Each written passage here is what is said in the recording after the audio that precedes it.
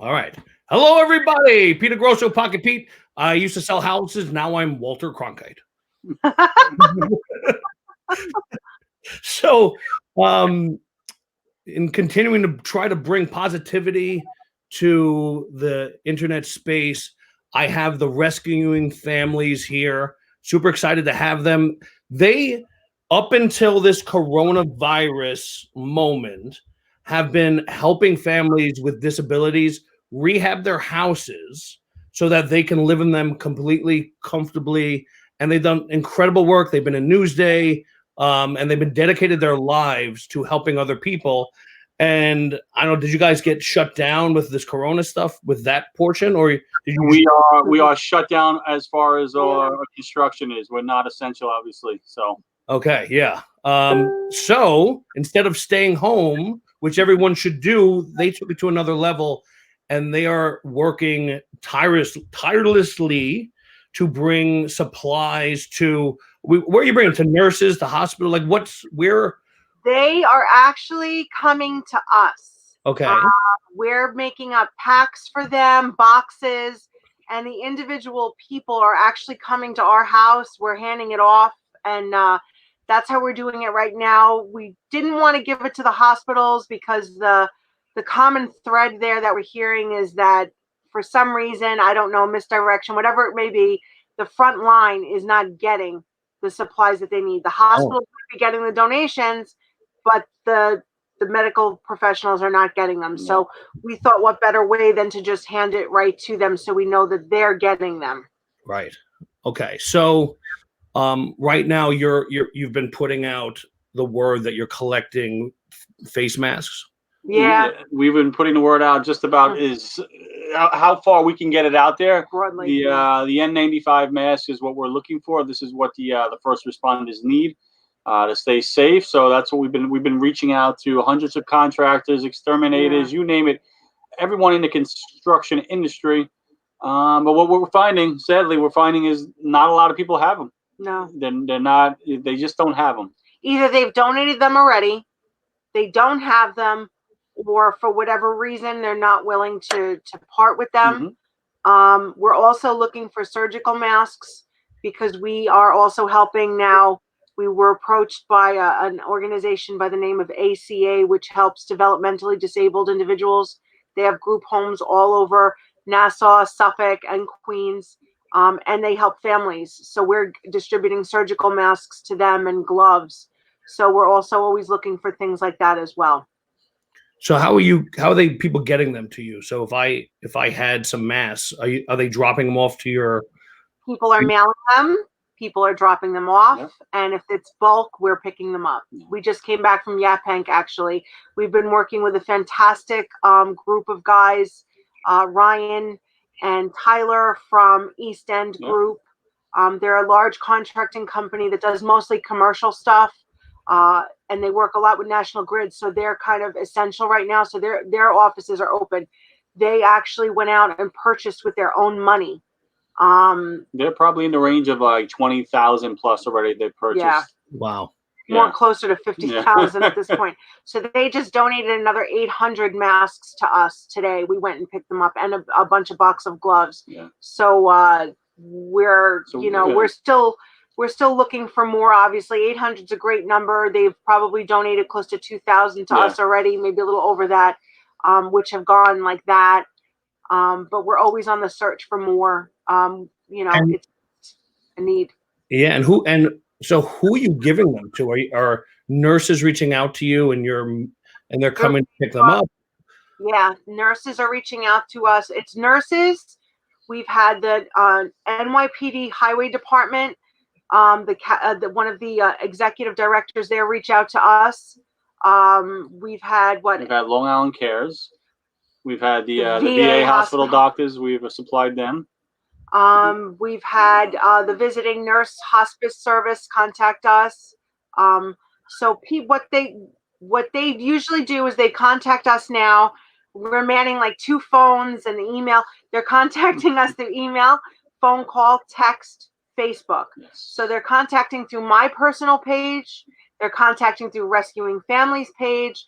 They're contacting us through Rescuing Families email, through our website and through calling on Rescuing Families phone number. How many actual like what kind of volume are they requesting? Like, I'm sure it's well yeah. you can. They honestly they want everything we have as soon as we get it. But Yeah. we're doing individual packs. Not all of them. Not all of them. We're doing individual packs. How it is working with your wife. We do packs, 5 in a pack. At least get them through. Sadly, get them through at least 3 to 5 days, hopefully. The NYPD had requested 300. We were able to give them 100. We were hoping to be able to facilitate giving them the 200 that we had left. The visiting nurse service asked us for 100. We were able to comply with that and get that to them. We have an organization right now that works with the homeless population, nurses, all sorts of medical people that are working with the homeless, whether it's homeless veterans, mentally ill homeless. So it's a whole bunch of different things. She's asking for between 500 and 1,000, and we just received that phone call this morning. Yeah. We're not going to be able to give her exactly what she needs right now until we get more donations. Yeah. We can give her some, but there's no way. We only got 800, so we can't get rid of that. A lot. That's it's great. A tremendous amount. It really is. But it goes as quick as it comes in. It goes out. Yes. Yeah, I'm sure. So I've seen like videos and things of people making masks. Is that something that people can do, or is that just like stuff? They could do it. I would say if you're not on the front line, I think that's an okay defense. But for our nurses that are in the COVID-19 units, actually working with the patients themselves, definitely not recommended. Not at all. No, as much as they want to help with that, like we've been giving out. We had a lovely woman come here yesterday to drop off 10 masks that she had made herself. We're giving those to the developmentally disabled, to the ACA Foundation.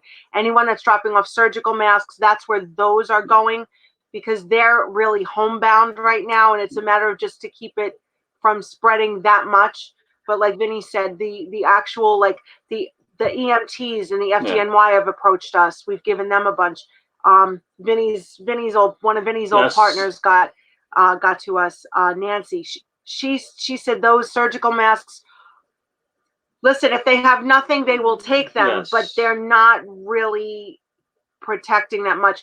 Okay. People are also hesitant in taking the handmade ones because, and not bad, but they don't know where it came from. Right. You know what I'm saying? All of us, God forbid, could have it. So all you're doing by making it is kind of spreading the virus, as well intended as it is. And it is. Yeah. It's a wonderful thing that people are doing that. They have to be very leery. Like they initially have to probably wash it first and then use it. Yeah. So it does come in handy, definitely needed. But I think the best thing to do is probably to either purchase or donate to organizations like ours that can then go to providers and purchase them ourselves. Things like that are probably a little bit better, but I mean, every little bit helps. So I don't want to discourage people if that's what they need to do to help out. I think it's a great thing. Okay.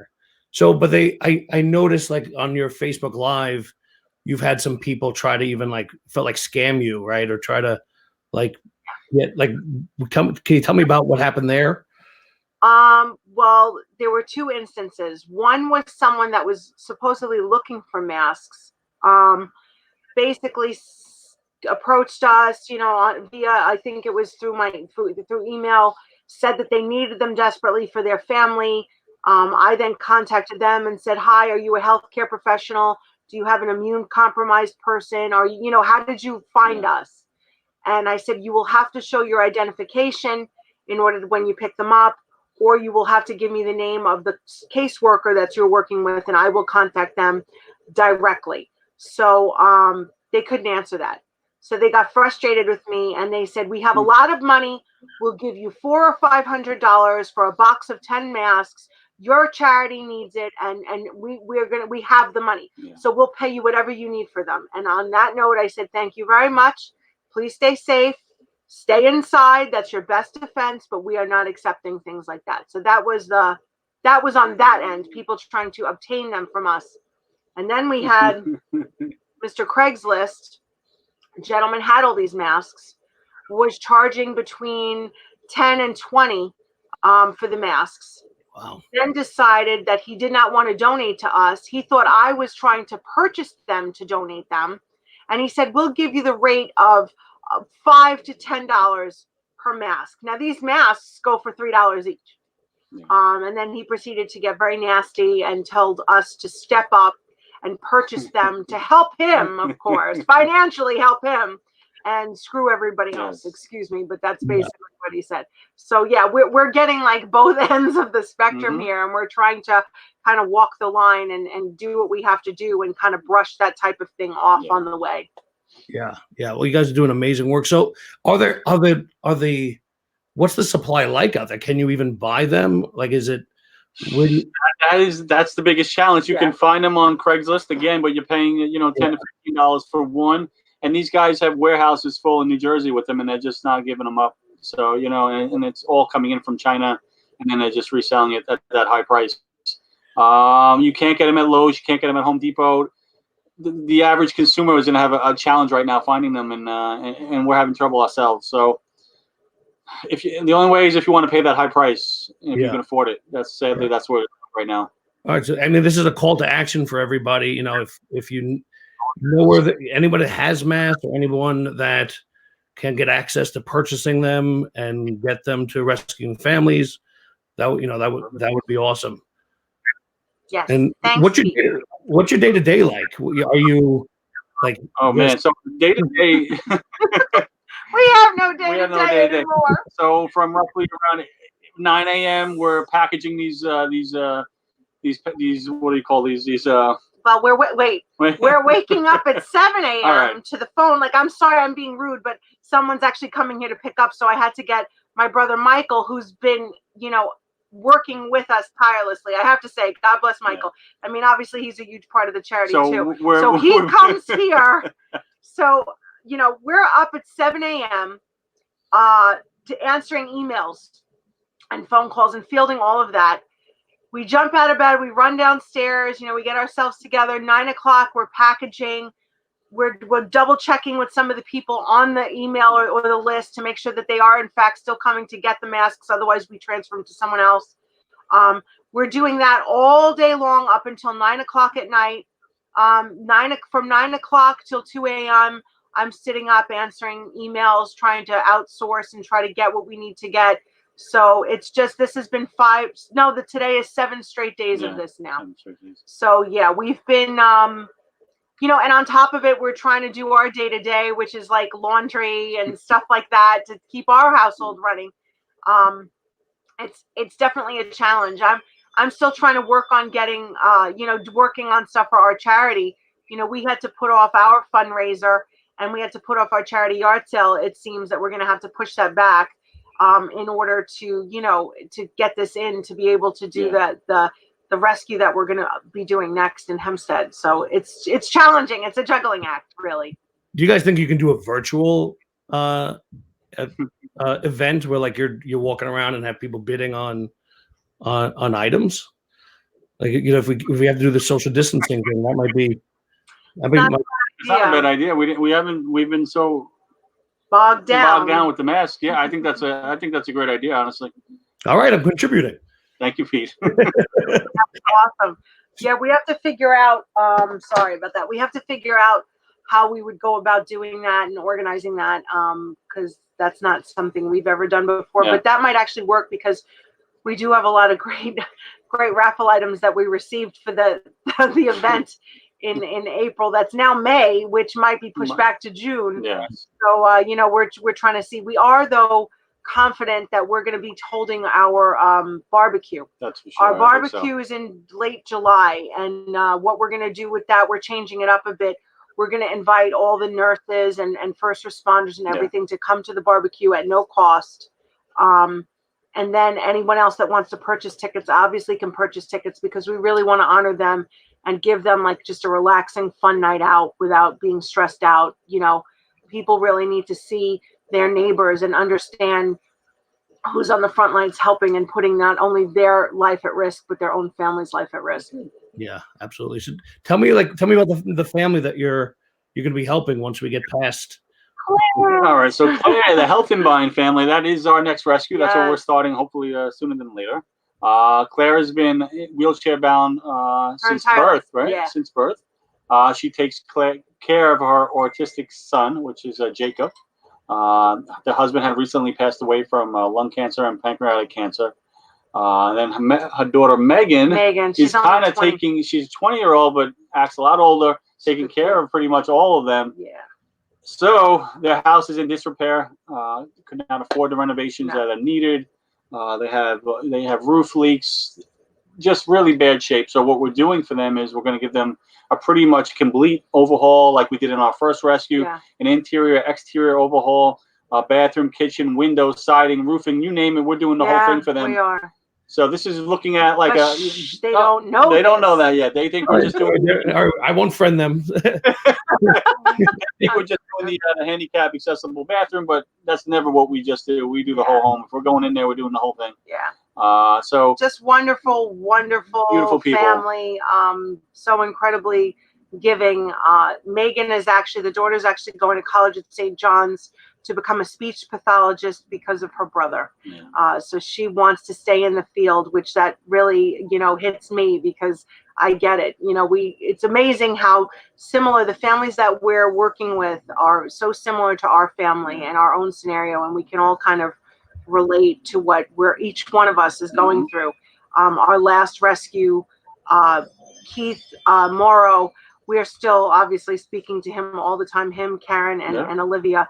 And he's not doing so great. But my dad passed away in the middle of their rescue, and they were just so lovely, So it really does, Pete. It becomes one big family. Sure does. We all, we still speak to John Tribble all the time. I was talking to him this morning, So it's really great how each family also comes to help the next family, and it keeps going that way. It's just a really cool family. I hate to say it. That's all it is. Family that we're building. It's kind of really neat to see that transformation and see things keep rolling along like that. Everybody's very excited to be helping Claire and her kids. Yeah, that's amazing. You guys do such amazing work, and even when you get paused, you're out doing more work. We can't sit still, man. No. This was your margarita moment, and you're out there. Actually, one day we're gonna have that moment. I don't know. I don't think so. It's not me saying to him, there was a house fire up the block, and we have to help this family, and then him waking up and saying, we have masks, we have to donate, we have to distribute them. So it's either one of the two of us are seeing things or hearing things. I'm like, we have to do something. We're a good combo, Pete. Good combo. Yeah, you guys are amazing. So if anybody out there wants to donate to any of their causes, obviously the COVID thing is paramount. So if you have any masks, please reach out to them, or if you want to donate some money so that they can be ready to purchase them if they find them on the market. And then the incredible work that they do all year long, helping people that are in need rebuild houses and put together houses for people that are in total need. Look, I'm in the real estate world. Everybody that's seeing this, that's in the real estate, should be connecting with you guys and helping. So, I truly appreciate you guys and all the great work that you do. And if I can help in any way, please reach out. We'll do, Thanks Pete. Thank you, man. Pete. We appreciate it. We really do. Guys, hit us up. You can email us at rescuingfamiliesinc@gmail.com.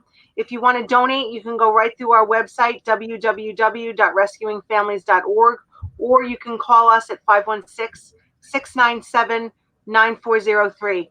You can also hit us up on any one of our social media, Instagram, Twitter, Facebook. It's Rescuing Families. And we also have a Venmo account. So if you're not comfortable going through, you can go through Venmo. We are at Rescuing-Families. Okay, and text me all that. I'll just drop it in the link below so that this thing sits and people can see it, all day and night. Terrific. Thanks. Hopefully it helps. Thank you so much, Pete. All right, guys. Love you guys. We love you too. All right, see you soon. Bye. Bye.